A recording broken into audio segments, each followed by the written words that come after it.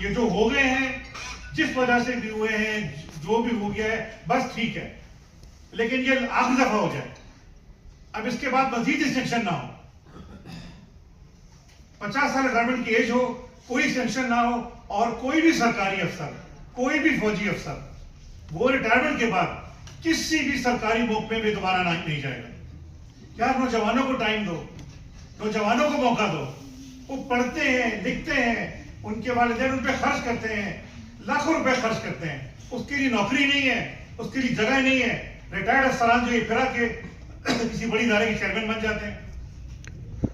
बस कर दो यार, इतने आप लोगों ने सरकारी इदारों से सब कुछ हासिल कर लिया है, सब कुछ आपको मिल गया है, अब भी आप नहीं छोड़ोगे, अब फिर किसी इदारे का आपने बड़ा बनना है।